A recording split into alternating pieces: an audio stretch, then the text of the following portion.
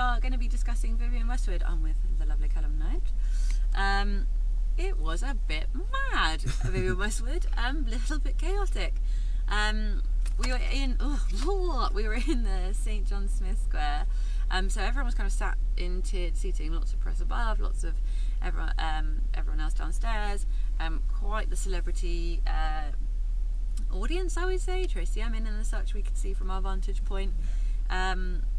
It was quite exciting for us, I think, because it was kind of one of those not quintessential, but when you think of Vivienne Westwood, you think of this kind of super political powerhouse, and actually this entire show was just about pushing all these messages, and every model kind of had a little secret mic and described each of their looks, described huge political messages and statements, and there was a lot of political commentary about the world and the environment and politicians and consumerism, and we've given a press release which doesn't have any credits, but it's literally just some of the slogans that they were saying. And I say slogans, but actually it was more kind of theatrical than that. There was lots of there was a real performative element. Rose McGowan was coming out in a crown, and she kept calling herself a democratic angel and the voice of Vivienne Westwood, and there were some more people, but we couldn't see the underneath of us. But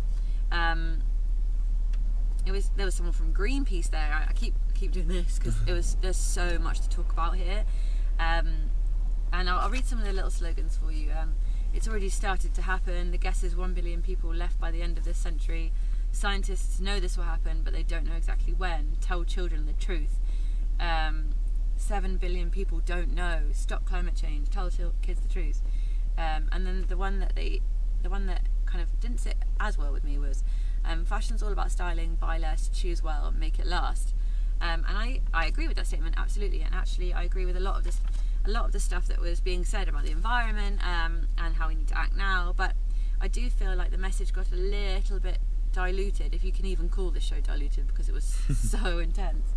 But when you have that many different messages and that many different ideas, and you're trying really hard to make sure someone grabs onto one of them, I sometimes feel like it's better just to have a clear, like 3 clear things that you want someone to take away with, because I think looking at social media, you're going to have some people put off by this and some people attracted to this, and I feel it's better to you kind of isolate a few people when you're talking so heavily about so many different things. And I think a lot of people could feel quite lost or a bit or don't know which one of those they want to engage with. For example, there was someone saying a really genuinely interesting fact about how there's going to be an eruption underwater, and it's going to be atomic levels because of the environment. But then he goes on to say something that's a little bit controversial in that you know, humans won't be surviving, something at the bottom of the sea won't survive, insects might survive, and maybe robots will take over, and then does this like kind of like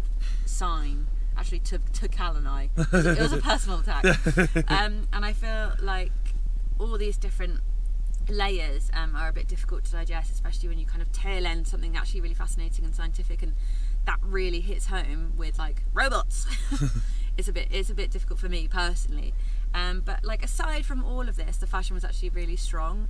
There were some odd boots that looked a bit Tom Brown logo-y with patents up to the thighs, but the beautiful Vivienne Westwood dresses that we know and love in silks were there. There was some wonderful tartans, puffer jackets with shorts, really, really strong colouring and shapes. I was really, really into the fashion. But there was a lot of it for a brand that's, well, for a message that's trying to say buy less.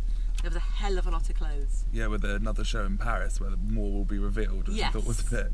But I think I'll go into the fashion first because we can debate all day about what was said. Yes. But I think the fashion, if we are taking this idea of buy less, style up more, they were simpler than some of, you know, the drunk tailoring wasn't as drunk, it was just tipsy, and you know, they were more classics. Vivienne's take on classics, so he started the corset, lots of crazy prints. The corsets were fantastic, actually. And it was really quintessentially her, and felt like she had said, okay, she had gone through her own archive and said, I'm getting rid of everything but the basics so I can start it all together. Yeah. So she's listening to her own message, which I think is great, and I think it's really lovely to have Vivienne going back and doing Vivienne, because a lot of other people are. Yeah. if I'm allowed to say. You know, it's nice that she's been so concentrated on the future and changing this world for the generations below her, that actually she's always been pushing forward and everyone has been following behind her. So it's actually quite nice that she's taking stock, going back into the archive to rework things for the modern eco-conscious buyer. Absolutely. I felt with the presentation and all the political statements, you know, she's very well known for doing her political statements, but it felt like this time she's really shouting from the rooftop. She got bored of it being secondary to the close, and this really took over.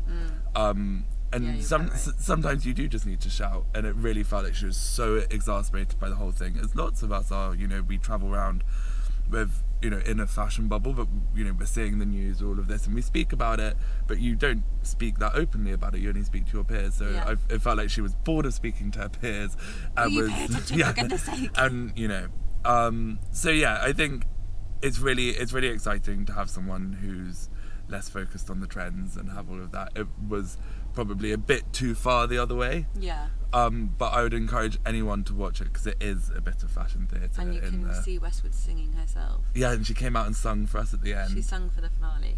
I think cynical side of me is saying that the Daily Mail will rip this apart, and some press will be like, oh, stick to fashion, love, or something really degrading. But actually, the optimist in me is saying there was really strong fashion and really strong messages, and if we can take something away from this, then actually the whole point of it is beneficial in the end. So I'm going to say well done, Vivienne Westwood, and congratulations, and thank you guys for watching.